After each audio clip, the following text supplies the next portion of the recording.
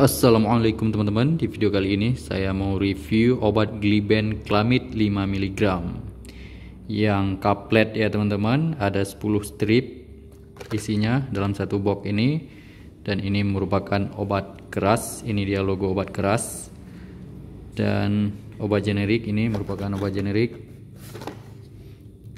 Jadi Gliben Clamid ini komposisinya tiap kaplet mengandung 5 mg Gliben Clamid. Untuk apa sih obat ini? Indikasinya obat ini untuk diabetes mellitus ringan atau sedang. Maturity onset, tanpa komplikasi yang tidak responsif dengan diet saja. Keterangan lengkap bisa dilihat di brosur ya. Dan yang terpenting saat konsumsi obat jangan lupa lihat tanggal kadaluarsanya.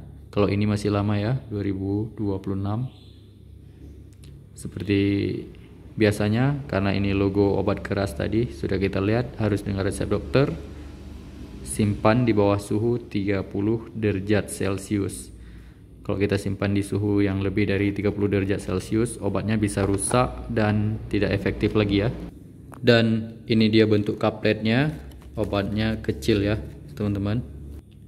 Cara kerja obat: menurunkan konsentrasi glukos darah dengan stimulasi sekresi insulin dari sel beta pankreas.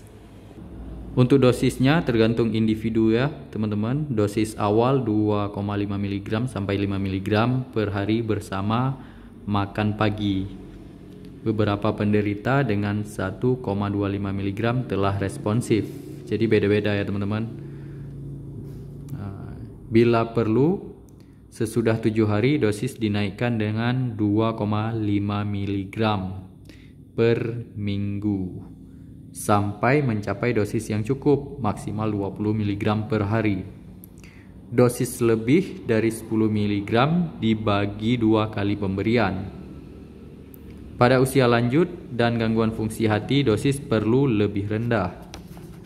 Kontraindikasinya pada penderita non-diabetik dengan glikosuria ginjal. Kedua, pada penderita diabetik ketoasidosis. Yang ketiga, diabetes mellitus dengan komplikasi, demam, trauma, gangren. Gangren itu luka ya teman-teman.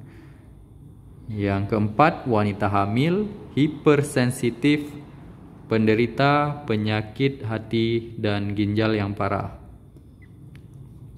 Yang kelima, diabetes mellitus tergantung insulin, tipe 1 atau juvenile onset diabetes. Dan yang terakhir, yang keenam, gangguan fungsi adrenokortikoid yang serius. Efek samping dari obat ini reaksi hipoglikemi. Jadi bisa kadar gula darahnya bisa rendah ya, bisa drop. Efek gastrointestinal. Pada pencernaan itu bisa mual, muntah, gastritis, dan reaksi alergi kulit seperti pruritus, eritema, urtikaria, dan morbilliform.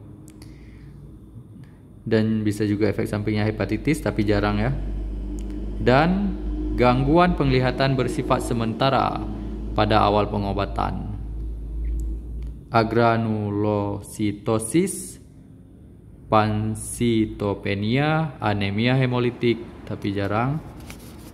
Peringatan dan perhatian: keamanan dan efektivitas pada anak-anak belum diketahui dengan pasti.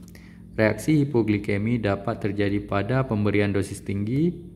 Hipoglikemi itu kadar gula darahnya rendah ya.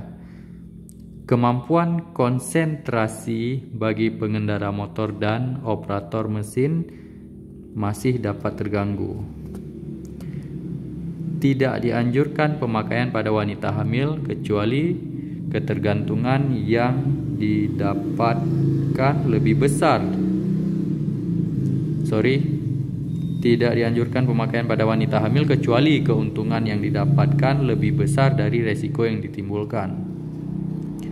Obat diberikan segera sebelum makan atau sarapan.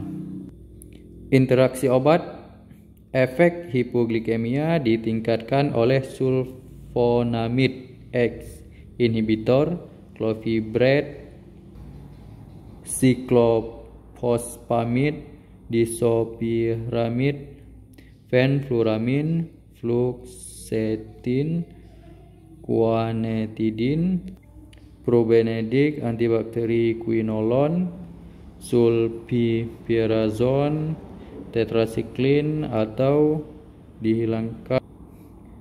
dihilangkan oleh klonidin, kortikosteroid, diazoxide, diuretik, glukagon, laksatif, asam nikotinat, dosis tinggi, oral kontrasepsi, derivat penotiazin, penitoin, hormon tiroid dengan miconazole menyebabkan hipoglikemi berat. Jadi obat ini banyak interaksi ya.